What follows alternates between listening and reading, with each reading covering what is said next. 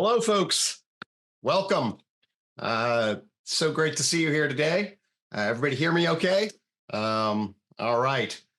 I am thrilled, absolutely thrilled to be here and to share this excellent conference with you, which I believe is going to be really stimulating and thought-provoking event. I hope it's an event for community. I hope it's an event for dialogue.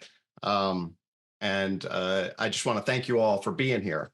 So I'm going to go ahead, as I do a little PowerPoint to get us here, but I just wanted to welcome everybody so that we can kind of enter into this space of community, of reflection, of oriented toward wisdom in the future. We're going to get rolling here. I'm going to give an overview a bit of the conference, get us situated.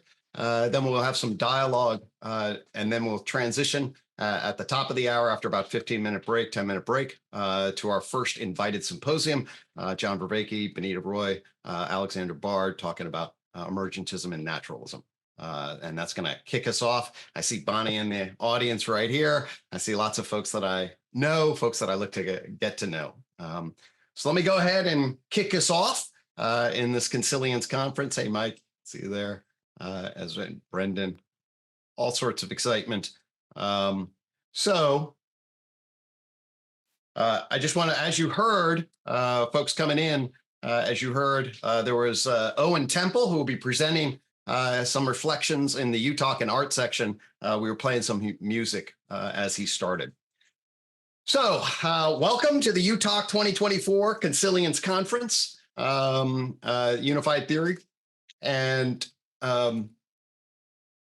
let's get oriented to the event. What do we got going on here today? Well, we have, after today, my talk presenting, we have the invited symposia, as I mentioned, with Alexander Bard, Benita Roy, John Vervaeke, and myself talking about emergentism and naturalism.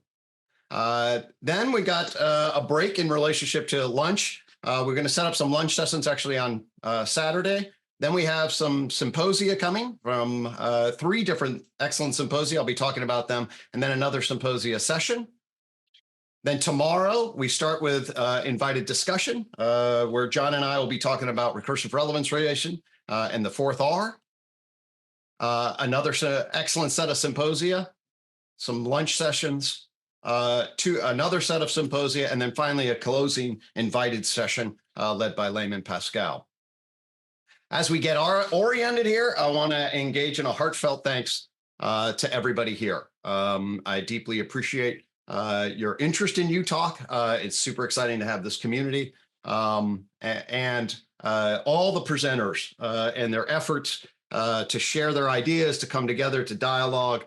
I have a deep sense of appreciation for what they've done. And in particular, I've got to really give a heartfelt thanks to my UTOK team that we came together, put this on for the 2nd year in a row. Andrew Robinson, the guy behind the scenes, the IT guy setting us up, providing immediate responses, tremendous organization. Christian Gross, so much of the visual graphics and underlying architecture is owed to him. Martin Chicklin giving us organization, structure, planning, and my love, Marcia Graglia, who both is a partner in this. And one of the most exciting things about the conference this year is that we have a Brazilian contingency, 4 different symposia giving in Portuguese on key aspects of UTOK, tying together all sorts of different perspectives. She'll be leading those sessions, coordinating those sessions, presenting in one of them, and that's a super exciting element. And that gives us a framework for thinking about where we are in relationship to this conference. So, of course, last year was the first UTOK Consilience Conference where we had an opportunity for folks from the liminal web to come together, think about unifying knowledge, orienting towards wisdom. I thought it was a great success. This conference, we're thinking about UTOK itself in relationship to Consilience and seeing how it connects to all the different perspectives that we're bringing here today. And to me, what this does then is it enables us to think systematically about a broad vision of Consilience, UTOK's vision, and how that networks with all the remarkable different ideas that are floating around in this space, and the fact that we're bridging to the international world is so exciting to me in that regard. And the success of that is something that I think that really warrants some serious consideration about the utility of what this system can do. So today we're going to just open up to get some orientation in relationship to what is UTOK. And the first thing I'll say again is that this is the unified theory of knowledge, where unified pulls off of the word consilience, which is actually coined by Wilhelm Wellwell in 1840, and then picked up by E.O. Wilson, of course, and given an idea for how facts and theories jump together to provide a common ground, a coherent common ground of explanation. And that's where the word UTOK comes from, the unified. And then as a theory of knowledge, it's providing a framework, ultimately a new system of understanding that provides what I believe, and I'm going to use the John Vervaeke term here, an optimal grip on the natural sciences. How do we think about the knowledge of the natural sciences? How do we think about both the epistemology and the ontology that's generated?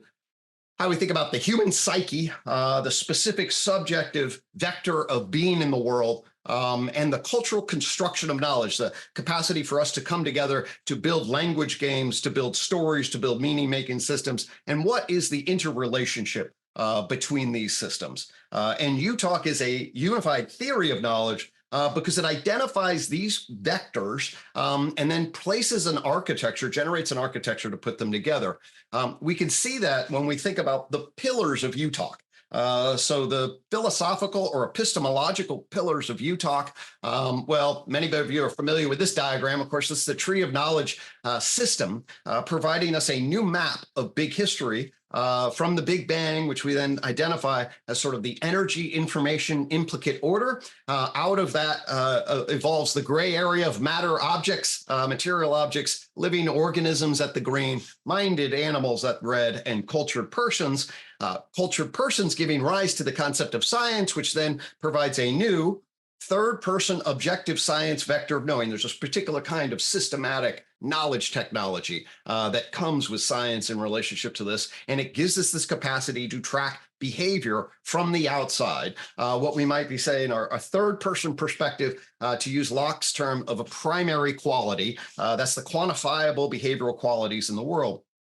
However, as so many people have commented, this is a particular frame of reference to help us understand the world, but it's very arguably not complete. And UTOK argues that actually we need to think seriously about the language and vector of the subject. That is the qualitative first person, secondary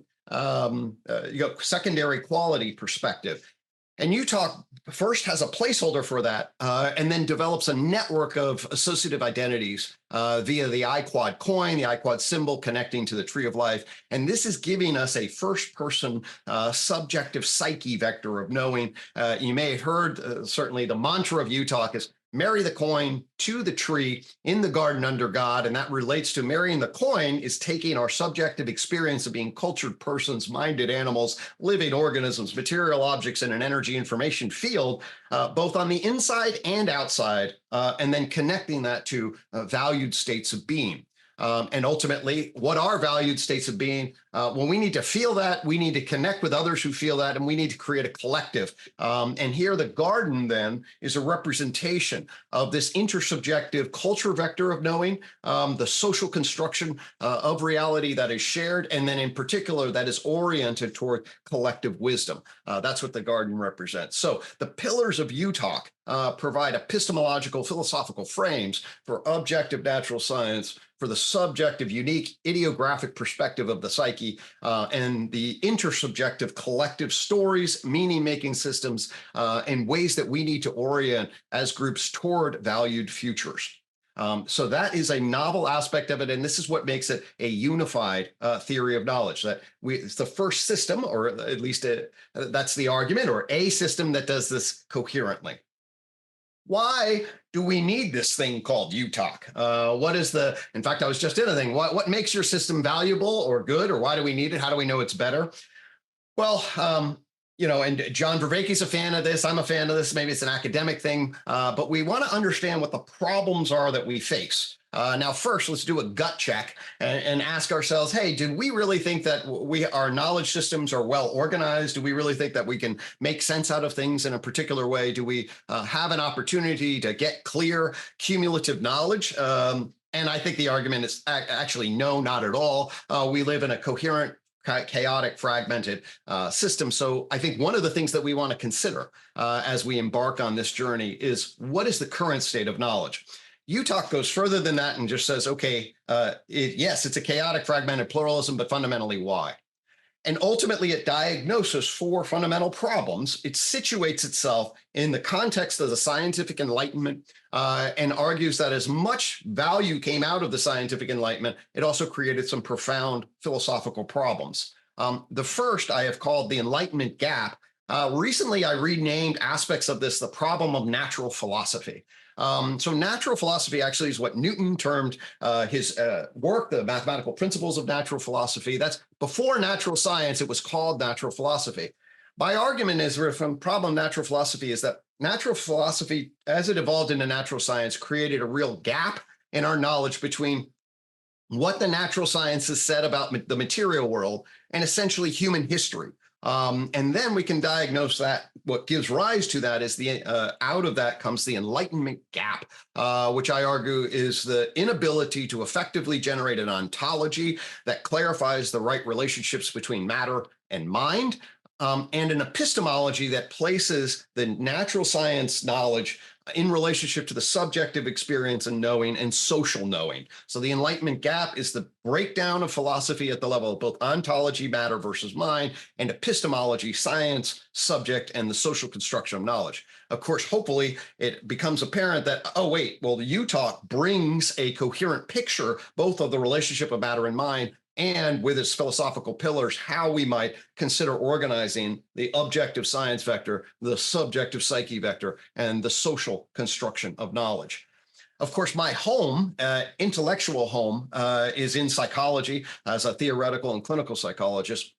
And we then face the problem of psychology, which is the idea that, hey, there reasonable coherence in the natural sciences from physics to chemistry to biology as we move up the complexity stack. And then something very dramatic happens at the level of coherence, and psychology breaks down. The coherence of our understanding breaks down in psychology such that there is no consensual ontological referent about what the science of psychology refers to. And this is called the crisis. As early as 1899 gets labeled. I rename it the problem. I find the problem as a function of the problem of psychotherapy. I want to become a coherent practitioner who's organized both in the science and my axiological or value-based commitments. And I realize really the field is just not up to the task. It's really fractured in different schools of thought. It doesn't have a coherent picture about what it's trying to do. It certainly does good in the world, I think, overall, although we could develop a critique of that. But virtually everyone who looks at it is a chaotic jungle of different approaches. And then finally, there's the problem of the psyche. You've heard, of course, of the hard problem of consciousness. I think there are aspects of that that are well framed and have some validity. I actually think there's a deeper problem called the problem of the psyche. And not only does this relate to the ways in which secondary qualities are mechanistically tied to, say, neurobiological process, if you want to link it there, or exist in the universe at a fundamental level, if you go panpsychism. But fundamentally, what is the local, contingent, historical, unique vector that each of us bring to bear, and how does that relate to the generalizable knowledge that the sciences give? I call that the problem of the psyche.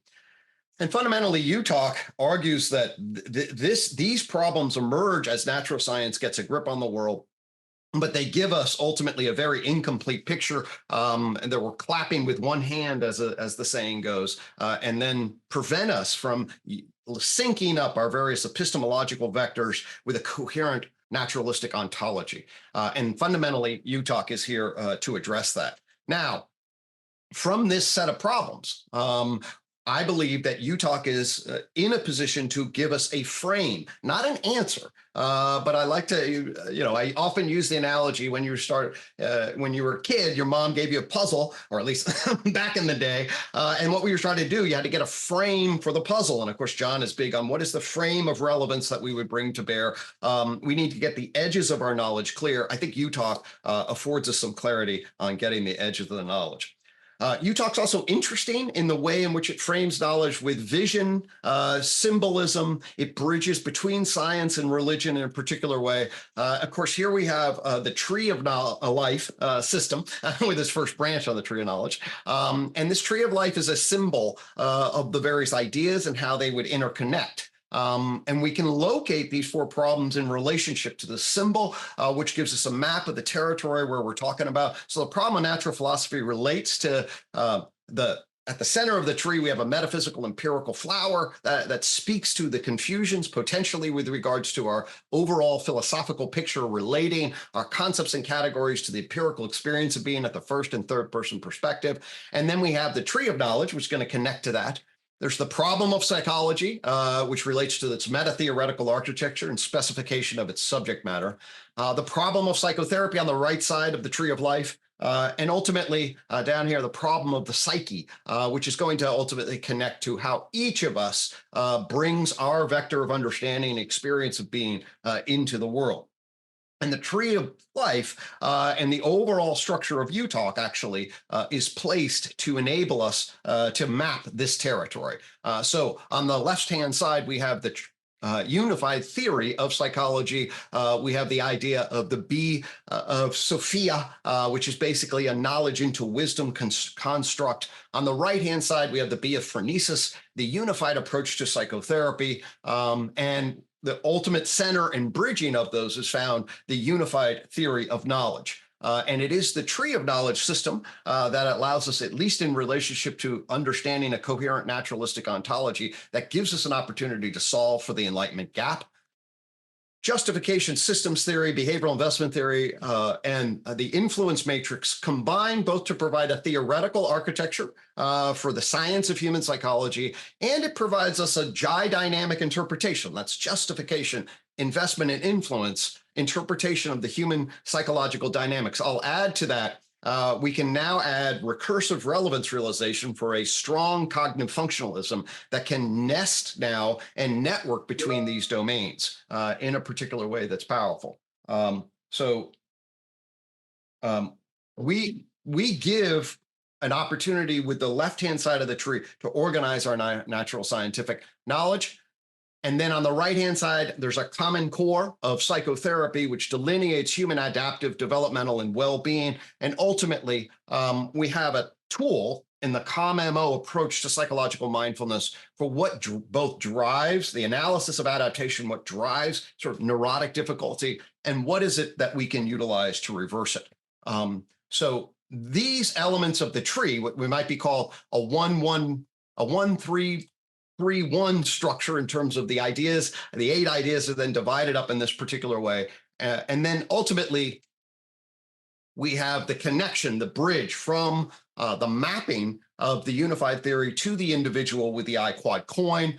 We like to say that you can develop a path. The seed, the UTOK seed comes in relationship to this. There's a path from one's subjective experience of being that can be aligned both to what is and what ought to be. The rotation of the coin is fundamentally about rotating your understanding through your imaginal structures. In other words, your epistemic structures for making sense out of the world and aspectualizing key elements and connecting that to the real to create a coherent picture of both what is, and then ultimately UTOK affords us a way to think about what ought to be. The garden then represents one path into wisdom, and it then is situated against the elephant sun god, which is a symbol or an icon for the ultimate good or ultimate concerns.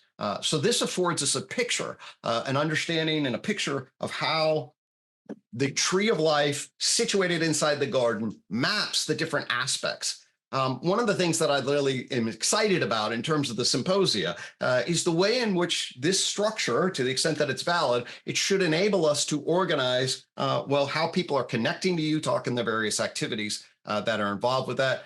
And what I'd like to suggest as we lean in to the conference, what I'd like to suggest is exactly that. And that is the problem of natural philosophy, the problem of what is our appropriate metaphysical empirical grip in relation.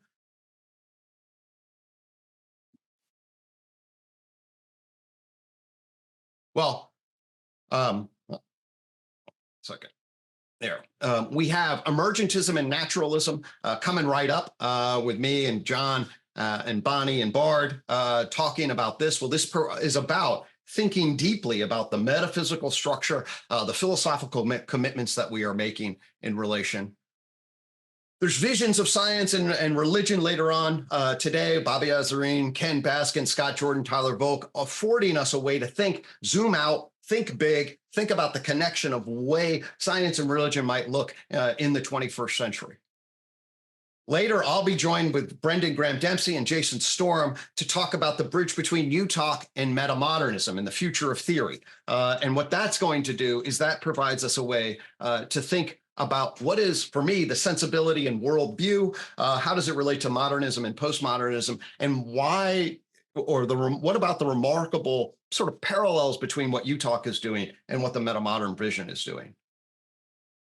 We also have culture systems at the time of the fifth joint point with Andy Wilkins, Carla Vroom, and Valdemar Schmidt. These folks are bringing visions of culture, visions of institutions, of health and well-being, of governance, to enable us to think systematically about, well, what do these ideas mean about how we think about ourselves at the level of culture? What are our institutions? How do we create a time horizon for our systems of our institutional systems and how they might evolve in a much wiser and healthier way than they currently are? There's also science, practice, and interdisciplinarity. Can we reach consilience? This is going to be moderated by Masia. It's one of the Brazilian symposia that I'm really excited to get a translation on. Unfortunately, my Portuguese is not good enough for me to pull off of it, but Masia will be educating me about it, and I'm super excited about that, and that fits right with this problem in general as well. And then finally, Lenny, Rachel Anderson, Bob Bumney, Brendan Oregon will be talking about build on. What is our educational approach to building character and enlightenment at the time of the fifth joint point? So these elements give us a framework for the problem of natural philosophy. We can jump into the problem of human psychology broadly defined, and we have a symposium exploring sexual archetypes and gender paradigms with Alexander Bard and others talking, I think, in a profoundly interesting way. That's all sorts of conversations at the intellectual deep web that are going to be extended here. John and I will be talking about the fourth R, linking the influence matrix with recursive relevance realization. We have a dialogue about social justice, justifying social justice with Brad Kirshner, Michael Mascolo, and Steve Quackenbush. Such a crucial, important element, how we think about the values of what we're doing, what is our identity in relationship to both human psychology, social sciences, and our values. What is justification? Can it be framed as a virtue? Of course, the unified theory places justification as a central concept for transforming ourselves into from primates into Persians. What is its relationship to value? What is the concept? Christopher Mastro-Petro actually couldn't be here because of a personal issue, but Rick Rapetti, Robert Gray, Martin Chicklin will lead discussion on that, along with Ryan Burton. And there's also an excellent symposium on the meaning crisis and new visions for psychological and cognitive science in the Brazilian lineup. And that all of this then falls under the problem of psychology, broadly defined in relationship to what is human psychology, how do we know about it, what are new visions that we can bring to bear. If we move to the right side of the tree, there's the problem of psychotherapy, and Masia Onesmo and Sally Gomez will be talking about new visions for the field of psychotherapy. There will be a symposium in the Brazilian lineup for cultivating adaptive lifestyles. There's also Ira Stamberger, Mike Mascolo, Rick Rapetti will be asking the question about what is wisdom, what it's not, how can we cultivate it, guided by Ira Stamberger's Wisdom Project and Mike Mascolo's collaboration, some of that, reflection on that, and his ideas about connecting us developmentally, creating shared value. And Rick Rapetti, the wonderful Rick Rapetti, will be offering his perspectives on wisdom from a rich philosophical view. And there's an analysis of common core of psychotherapy. Masya Graglia and I have proposed a common core. In fact, yesterday I was at the Society for Psychotherapy, Exploration of Psychotherapy Integration, where we explored the common core.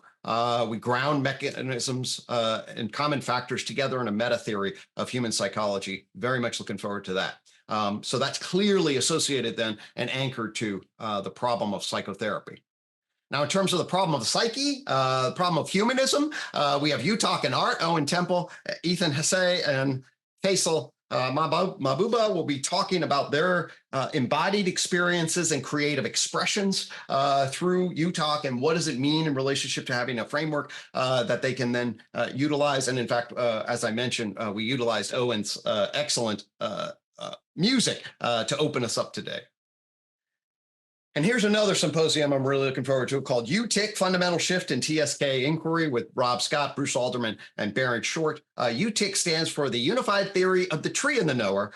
Bruce Alderman wrote a 4-part blog series that basically took his approach, his holistic integrated approach to mindfulness, enabling him to reflect on where he was, gains coherent ontological, epistemological understanding. And when he found UTOK, he realized that there was tremendous overlap and then built this connection from moving the subject, organizing the subject's empirical, embodied, mindful experience of being, narrative across their axiological, ontological commitments, and how to merge those and build sort of a metaphor of the tree that then grows inside the knower and connects and creates a pathway. I'm really looking forward to that. My good friend Rob Scott has taught me so much through fundamental shift, identity shifting, how we align ourselves, how we grip the world, how we can connect with what isness.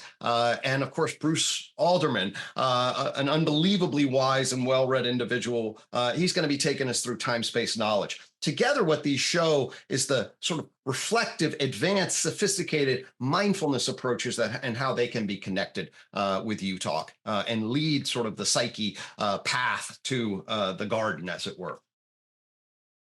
And then we will be closing our system with my dear friend Layman Pascal, joined by Benita Roy and others. And of course, what are the ultimate concerns? What are the ultimate values? And this is a wonderful opportunity for us to sort of consolidate, see where UTOK is as a wisdom tradition relative to potential others. It's certainly not claiming that UTOK's the only path to enlightenment by any stretch. And really, that's what the idea of God represents here. The concept of God represents orienting a loving orientation towards truth, goodness, and beauty, to transcend our egoic grip on the world and to connect to what our future valued states of being are. That's sort of how I frame it. Layman will be leading discussions in relationship to that. And I am particularly happy with this because as this ends and consolidates, it's a bridge. There's a meta-modern spirituality retreat. Of course, that's going to be hosted by Brendan Graham Dancy, led by Layman. I'll be up there and we'll be talking about the concept of God during that retreat. So I love the fact that we're networking between where this conference ends and one of the next major events in this community picks up. So that's a nice bridging structure. So I started this talk saying that UTOK's got an optimal grip, and I'm going to then bring us home with some reflections on that. I hope you see how the 4 problems can give us a framework for what UTOK is. I hope you then see how these symposia plug in, kind of like a jigsaw puzzle. What are the take-home messages for folks as we really think about this? This is, of course, a complicated system, but I think that there are ways that we can say, hey, UTOK gives us an optimal grip that enables us to say, hey, here's what shared knowledge is. Then we can ask rich and deep questions that UTOK doesn't answer necessarily off of that. But one of the things that it might really, really afford us is a fundamental shared optimal grip. So I'm going to give 6 principles that are, I think, sort of the take-home messages of UTOK. And one is we need to move from a matter versus mind break that emerges in the enlightenment gap to one that's an energy, matter, life, mind, culture wave of behavior mapped by science. And of course, this is the shift from the dysfunctional dichotomy between matter and mind into the tree of knowledge representation. How do we make this real? Well, one way to make it real that Amasi and I do at least, and I know some other folks are doing this, is frame the week. We have a UTOK theory of the week. Monday starts with darkness and the potential, the void, the darkness, and the out of which Tuesday energy information emerges to give the positive observable light of the universe. It then consolidates into material objects on Wednesday. Living organisms burst forth on Thursday. The Cambrian explosion, minded animal. I'm wearing red today, minded animal. Then Saturday's the culture person. And then finally, we reflect on the transcendent future potentials. And then the universe dies again, only to be reborn each week. So there's a theory of the week that can embody this fundamental take-home message. A second principle is I really think we're just fundamentally misgripping the concept of mind. UTOK says mindedness is a third plane of existence. It gives us a new map of mind, and it reminds us that we're minded primates. Of course, the 4E cognitive shift that John talks so much about, the agent-arena relationship, the embeddedness in relation to achieve predictive processing, recursive relevance realization across a complex adaptive system. Well, that's mindedness, minded behavior patterns. As opposed to the mind, which could be useful, certainly construct, but you really have to specify what it is. When you identify it as some sort of different substance that's isolated, you're going to be in metaphysical trouble, I think.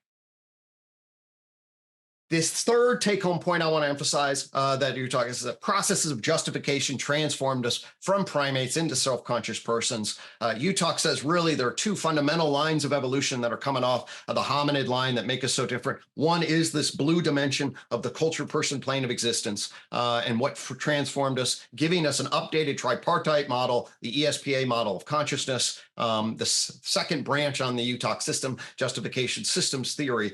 The second element that evolves, of course, is technology. And it is the fusion of technology and justificatory collective intelligence processes that I think really captures what makes the human plane of existence so different. But in terms of our embodied dynamic sense, it is the justificatory, reflective, self-conscious languaging systems that makes us so unique. UTOK maps systems of character adaptation in a way that grips key insights from the major individual psychotherapy programs, and it helps us see what the psychotherapy folks have been pointing to, and that there are maladaptive problems at the root of much of everything that can be framed in neurotic loops. That's a negative event, creates a negative feeling, and then the way we react to that, it creates maladaptive reactions. That's a take-home message in relationship to what UTOK affords us, and that we can reverse these with a COM-MO flashlight, shining the light on the negative reactions to prevent a downward spiral into what we sometimes call the cave behavioral shutdown. We need a metacognitive observer, a useful modus operandi that's curious, accepting, loving, compassionate, and motivated toward valued states of being. And then finally, all of us are coming together. Something's going on in terms of our knowledge systems, our technology, and UTOK frames this as the emergence of the digital global plane, science, information technology, artificial intelligence, the internet, and God only knows what else is coming down the pike to give us a new complex adaptive plane of existence. We are here at the fifth joint point, and it is fundamentally our task is to figure out the evolution of nature and Mother Earth with the human nature and how we are as humans, and the technological innovations and dangers that have emerged. How do we coordinate those, and can we develop a framework, a protopian direction for the future? That protopian's an adaptive living, not idealistic utopia or dystopia, but how can we move ourselves in an adaptive future as the fifth joint point emerges before our eyes? And so I would argue ultimately UTOK can be thought of as a kind of common scientific sense that's coherently arranging to provide an optimal grip of the world we're living in. And what I mean by that is I hope these ideas ultimately just drop into the backdrop. And it's from these ideas that we can ask so many interesting questions and I think get cumulative answers then into the edge of our knowledge. It's not a foundationalist or fundamentalist system, meaning like this is not the end, this is the beginning. And I'd like to sort of end my talk today with a super cool video that Christian Gross put together. So what I'm going to do, I'm going to make sure I'm going to hit stop share, and then I'm going to reshare my screen in this regard, and make sure I've got the sound on, audio on, and go this way. Okay. So here we go.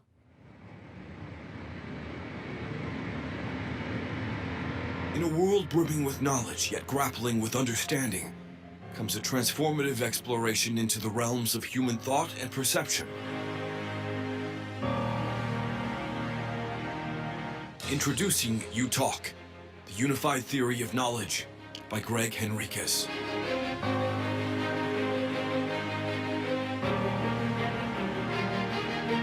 Dive into the depths of UTOK, a groundbreaking system that unifies the objective knowledge of the natural sciences, the subjective insights of the human psyche, the intersubjective wisdom of cultural collectives.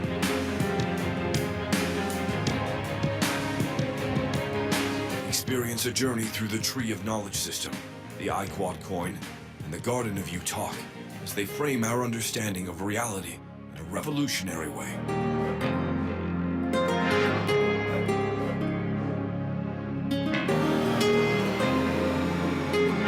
This is not just another academic endeavor. It's a new language, a new way of seeing the world and ourselves within it. It's about bridging the gaps, connecting the dots, finding coherence in the chaos of our modern existence. Join us on this enlightening path. Discover the UTOK's philosophical pillars, its core theoretical structure, and its comprehensive language system that could redefine how we perceive our universe and our place within it. UTOK, the Unified Theory of Knowledge. Gateway to a new understanding.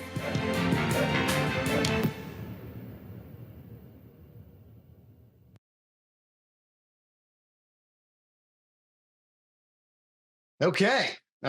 So there we are. Thank you so much, Christian Gross, for that super cool video. Thank you again for all the participants.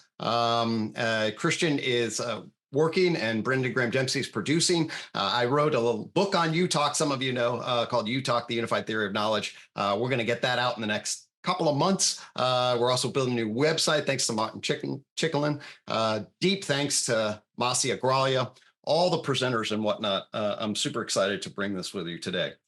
So we have about 5-10 minutes here before, or five. I'm going to make sure we end this session in about just after 9:50. But we got about 8 minutes for us to touch in, see if there are questions that we have before we transition in relationship to this situation, the next element. So if there are questions, I'd be happy to take them now. If not, we can then kind of just sink in and then get ourselves ready. Most of the presentations are going to be emphasized on dialogue. This one just sort of gives us a PowerPoint. I'm not going to be using PowerPoints from here on out, but we are ready, I think, to roll through this structure. And I wanted to open us up to give us an organizing frame. So if anybody has any questions, comments, things that they'd like to share before we wrap up, let me know. I'll be happy to take them.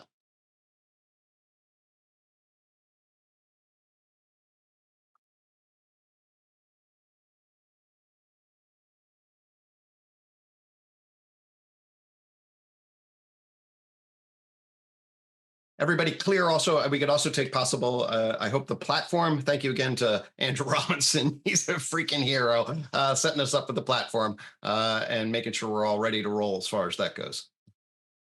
Tyler Volk. Hey, Tyler. Yeah, just hit mute and unmute and let her rip. Okay. Thanks, Greg. Yeah, great introduction. So let's say with the tree, you've thought everything out in a remarkably clear way, and everything has reasons that you're there. But do you see that in the future, that itself could be subject to, additions or modifications? Totally. Yeah, that's a great question. So let's, if we're talking first off, let's talk about the tree of knowledge, right? So if we're talking about the tree of knowledge, yes, as opposed to the tree of life. Yes. The tree of life too. I actually both of them. Right, all of them. So this is really important. Okay, so there's a line between, hey, it's not a foundationalist, finalist, or fundamentalist system. It grips the world in a particular kind of way. It aspectualizes key elements of the world. So let me talk about the tree of knowledge in relationship to that. I am a clinical psychologist, a theoretical psychologist. I come into the world and try to learn the world a particular way, and I get confronted with, I think, a very important problem, which is the problem of psychotherapy into the problem of psychology. And that orients me to look at the world in a particular way.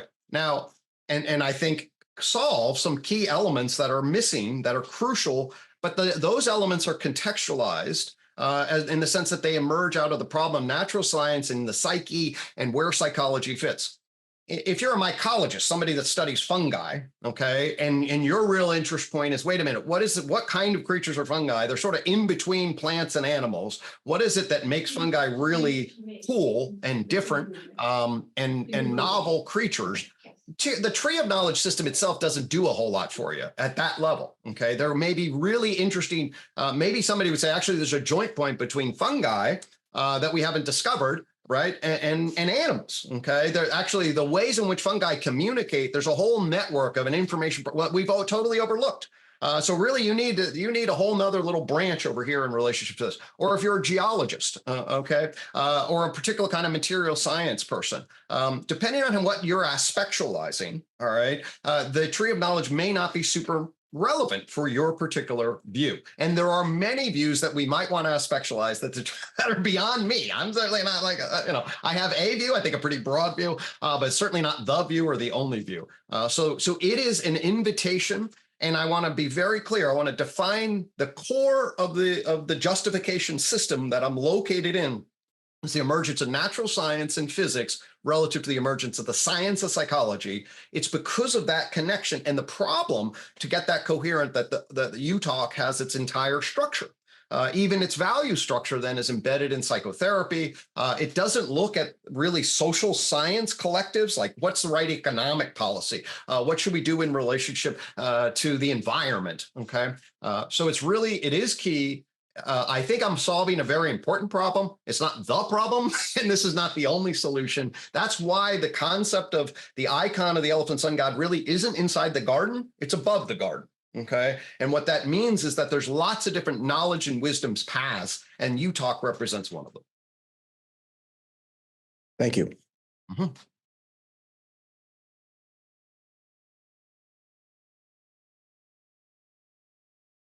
So in the chat, people are curious about the joint points. Can you explain what those are real quick? Of course. Right. So this is one of the key insights. In fact, it fell out of me. Right behind me is the first drawing of the tree of knowledge system. Stone one day in 1997 and drew that out. What it's got is a circle at the bottom and then the 4 cones. Actually, when I first drew that out, it took me that captured my intuitive non-propositional knowledge in a vision logic sort of way. But I actually didn't know what they were. I asked myself, well, what are these things? And it took months, really, before I realized what they were. And actually, Tyler Vogt can help. One way to think about them is that it's a path of complexification, a combogenic path of complexification. Tyler Vogt really delineates this in his book, excellent book, Forks to Culture. So that's the lineage line. But why the jumps? And that's what I bring to bear. Why those things? Well, actually, once you get a path of complexification, the first one is material objects, which are consolidating and chunking frozen energy, okay, into patterns of electrons and protons and quarks, et cetera. And they get chunked and frozen, and I believe basically also can arguably give rise to space-time dimension. So that's the first element of complexification. Then what happens on this complexification is there's potentials for, I'll use Friston's terms, free energy, okay, where energy can be picked up and utilized predictively to gather more energy through information processing and communication networks. It's the information processing and communication networks that then give rise to a higher order of complexification that's actually not effectively reducible in UTOK's frame to the levels beneath it. So to answer your question, a joint point is when a complexity building feedback loop emerges that then has the patterning processing properties to give rise to a novel dimension of information processing and communication. So if we look at life, we have genes and cells where natural selection is building a feedback loop process that gives more and more complex adaptive systems at the level of living organisms. Then a very similar higher order process happens with the nervous system that's yoking the organism into a whole animal that can move a complex active body and a brain that's going to move the entire system through what B.F. Skinner called behavioral selection, through a neuroinformation processing, and then communication networks between animals. And then higher than that, we have a propositional system on top of our minded animal structure, language, what we're doing right now. And that gives rise to justification, evolution of justification. The joint point there is defined as justification systems. UTOK defines the joint point between life and mind as behavioral investment. So those are frameworks for understanding the complexity building feedback loops that give rise to novel dimensions of information processing and communication networks. And oh, by the way, if that's the case, then we get to ultimately to the fifth joint point, which says, well, what's happening now?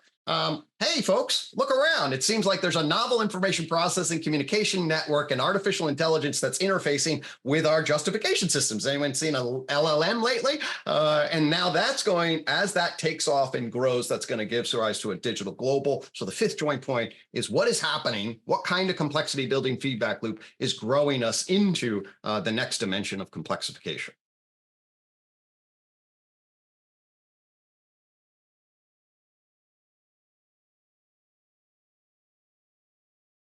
Okay, I have one last question, and then I'll take this. How does this all relate to? I'm not sure I know Kessler's integral theory. If it's Ken Wilber's integral theory, I'll say somewhere around here, maybe Andre Marquis. It's got a lot of fascinating overlap with Ken Wilber, some really important difference as well. I'll say in terms of the overlap, I'm a big fan of Ken Wilber's frame of reference in terms of the quadrants. So you have the interior versus exterior. UTOK makes a big deal of that. That's really the exterior is the tree, interior is the coin. Then there's interior at the individual level. That's actually the coin. Interior at the collective level. That's basically the garden. So UTOK's Wilber's quadrants correspond deeply and richly to the UTOK system at that level. There is some or are some differences at the level of ontology. UTOK's a bit more on the naturalistic side. I think Ken Wilber makes some claims that are sort of spiritual, faith-based, fascinating, interesting, but they extend beyond our naturalistic knowledge. And UTOK is an endo-natural system, which basically says it's going to, and I'll talk more about this in the next session, where we're going to ground our knowledge, at least in part, not like reduced to, but ground our knowledge in the natural sciences. Okay. All right. I'd be happy to take more questions.